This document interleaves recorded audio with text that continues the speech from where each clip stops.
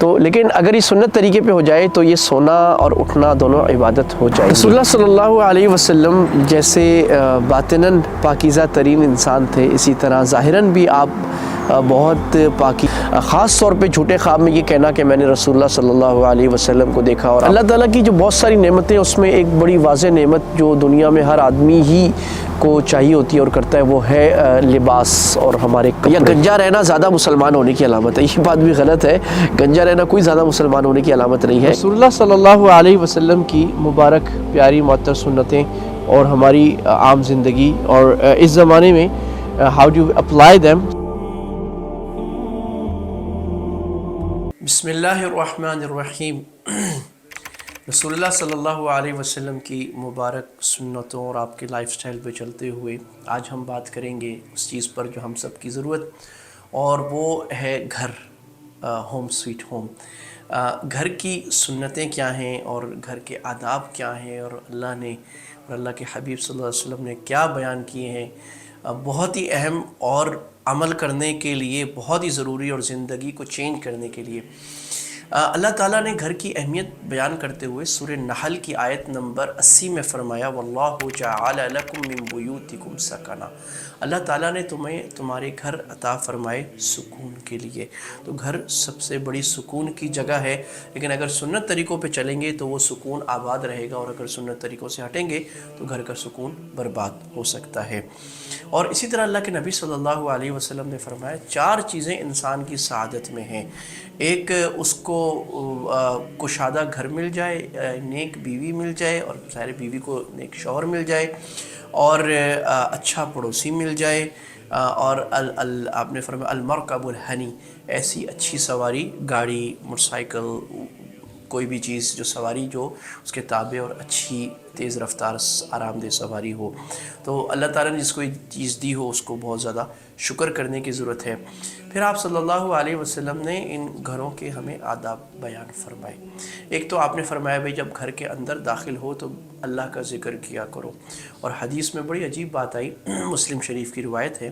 آپ نے فرمایا جب کوئی انسان گھر میں داخل ہوتا ہے اور اللہ کا ذکر کر لیتا ہے، اور کھانے پر بھی اللہ کا ذکر کر لیتا ہے، تو شیطان کہتا ہے کہ چلو بھئی یہاں تو ہماری دال نہیں گلے گی، ہم رہ بھی نہیں سکتے اور یہاں ہم کھا بھی نہیں سکتے. اور اگر کوئی اللہ کا ذکر نہیں کرتا تو شیطان اپنے چیلوں سے کہتا ہے ادرکتم المبیت، آج یہاں پر ہماری رات یہاں پر گزرے گی اور ہم کھانا یہاں پر کھائیں گے. اور جس گھر میں شیطان رہے گا گزرے گا تو جھگڑے بھی ہوں گے، فساد بھی ہوں گے، مشکلات بھی آئیں گی، بے برکتیاں بھی آئیں گی، چور بھی آ سکتے، ہر قسم کا نقصان ہو سکتا ہے. اسی طرح مسلم شریف ہی کی روایت میں آپ صلی اللہ علیہ وسلم نے فرمایا فَإِذَا جُنِحَ اللَّيْلُ، جب رات طاری ہو جائے تو سر شام یعنی جب اندھیرا ہو جائے تو کفوا صبیانکم، اپنے بچوں کو روک لیا کرو گھر میں اور باہر نہ جانے دیا کرو، کیونکہ شیطان پھر باہر گھومنے لگ جاتے ہیں. اور آپ نے فرمایا کہ جب رات پھر ہو جائے تو دروازے کو بند کر کے بسم اللہ کہہ دیا کرو. تو چٹکی لگاتے ہوئے، کنڈی لگاتے ہوئے، جو بھی آپ لگا رہے ہیں تو بسم اللہ اس میں پڑھ لیں. آپ نے فرمایا ان الشیطان لا يدخل بابا مغلقا، شیطان کسی بند دروازے میں داخل نہیں ہوتا. تو یہ اہم بات ہے کہ بسم اللہ پڑھ کے دروازہ بند کر لیا جائے. اب یہ مسئلہ یہ ہے کہ ہمارا تو دن ہی رات کو شروع ہوتا ہے، اور خاص طور پہ سب سے بڑا اس وقت مسئلہ مسلمانوں کا ہوا ہے. ہمارے پاکستان، ہندوستان، بنگلہ دیش جو ہمارے علاقے ہیں، ہم لوگ رات 12 بجے 1 بجے سو رہے ہوتے ہیں، اور نحوست کی انتہا یہ ہے کہ صبح 12 بجے اپنا کاروبار کھول رہے ہوتے ہیں. تو کہاں سے برکت آئے گی جس چیز میں اللہ کے نبی صلی اللہ علیہ وسلم نے بے برکتی کی دعا کی. جب تک کہ مغربی دنیا ہے وہاں رات کو 8 بجے ہو کا عالم ہوتا ہے، سارے سو جاتے ہیں، بچوں کو سلا دیتے ہیں، بچوں کے پروگرامز 6:30-7 بجے بند ہو جاتے ہیں، تو وہ صبح 7 بجے کاموں پہ جاتے ہیں، تو ان کی کامیابی واضح ہے. تو لہٰذا ہم رات کو سونے سے احتیاط جلدی کریں.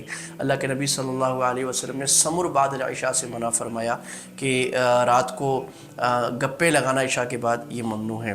اسی طرح اپنے گھر کے لیے اور دوسروں کے گھر پہ جانے کے لیے خاص طور پہ جو اہم سنت ہے جو قرآن میں بھی ہے وہ ہے استئذان، یعنی اجازت طلب کرنا۔ تو اللہ تعالیٰ نے سورہ نور میں فرمایا فَإِذَا دَخَلْتُمْ بُيُوتًا فَسَلِّمُوا عَلَىٰ أَنفُسِكُمْ، جب تم کسی گھر میں داخل ہو تو اپنے آپ پر سلام کرو۔ اپنے آپ پر سلام کیسے کرتے ہیں؟ تو مفسرین نے فرمایا کہ اللہ تعالیٰ نے سارے مسلمانوں کو ایک جیسا بنایا ایک دوسرے، تو گویا کہ اپنے بھائیوں پر اپنی بہنوں پر آپ سلام کرو۔ اپنے گھر میں بھی آئیں تو سلام السلام علیکم ورحمۃ اللہ زور کی آواز سے کر دیں، اور اگر گھر میں کوئی بھی نہیں ہے پھر بھی سلام کریں گھر کے اندر، کیونکہ فرشتے ہوتے ہیں اور اپنے آپ کو بھی سلام ہے، تو یہ سلام کے آداب۔ اسی طرح آپ نے اللہ تعالیٰ جیسے فرما رہے ہیں کہ اگر گھر میں جا کر اجازت لو، تو اجازت کی جو احادیث ہیں یہ بھی بہت کثرت سے ہیں، تو آپ کسی گھر میں جائیں تو دستک دے کر اجازت لیں۔ 3 مرتبہ اللہ کے نبی صلی اللہ علیہ وسلم نے فرمایا کہ اجازت لینی ہے، دستک دیں دستک دیں دستک دیں۔ حضرت جابر رضی اللہ تعالیٰ عنہ فرماتے ہیں کہ اللہ کے نبی میرے گھر میں آئے اور آپ نے سلام کیا تو میں نے آہستہ سے جواب دیا وعلیکم السلام۔ اللہ کے نبی نے پھر السلام علیکم کہا، میں نے آہستہ سے جواب دیا وعلیکم۔ پھر تیسری دفعہ کیا وعلیکم السلام، میں نے آہستہ سے کہا، اور اللہ کے نبی صحابہ کے ساتھ تھے، آپ چلے گئے، میں بھاگا کہ میں نے کہا یا رسول اللہ آپ چلے گئے، آپ نے کہا سلام 3 دفعہ اجازت ہوتی ہے، کہا یا رسول اللہ میں تو چاہ رہا تھا کہ آپ کی طرف سے سلام کی دعا مجھے بار بار ملے۔ اسی طرح ایک مرتبہ ایک صحابی آئے اور انہوں نے کہا کہ علیجو کیا میں گھس جاؤں؟ تو آپ صلی اللہ علیہ وسلم نے فرمایا ایک اور صحابی کو کہ ان کو جاؤ سمجھاؤ، اچھے شائستہ لفظ استعمال کرتے ہیں، بولو ادخلو کیا میں داخل ہو جاؤں؟ تو انہوں نے کہا اچھا جی کیا میں داخل ہو جاؤں؟ آپ صلی اللہ علیہ وسلم نے فرمایا ہاں داخل ہو جاؤ۔ اسی طرح دروازہ بھی آہستہ کھٹکھٹانا۔ امام احمد بن حنبل ایک مرتبہ بیٹھے تھے، کسی نے زور سے دروازہ دھڑدھڑایا تو انہوں نے کہا کہ بھئی یہ کوئی کھٹکھٹا رہے ہو یا پولیس والا ہے کہ جو دھڑدھڑا رہے، شرطی ہے کون ہے؟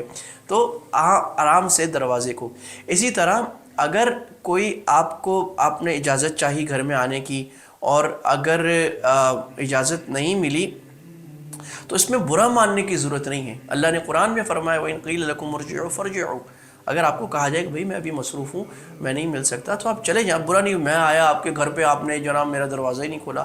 اور سب سے اچھا طریقہ آج کے زمانے میں یہ ہے کیونکہ ہمارے پاس گیجٹس ہیں، مواصلات کے ذریعے ہیں کمیونیکیشن کے، تو ہم پہلے سے ٹائم لے کر بتا کر آئیں تاکہ گھر والا بھی فارغ ہو کر ہمارے لیے بیٹھے، اس پر آنا دھمکیں کہ وہ اپنے کسی کام میں لگا ہوا ہے۔ اور وہ یہ کتنے پیارے آداب، چھوٹی باتیں بظاہر لگتی ہیں لیکن کتنی بڑی باتیں ہیں کہ ہماری وجہ سے کسی کو تکلیف نہ ہو، نہ ذہنی نہ جسمانی۔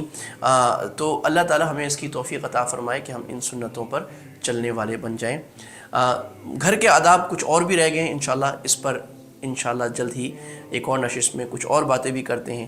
السلام علیکم ورحمۃ اللہ وبرکاتہ۔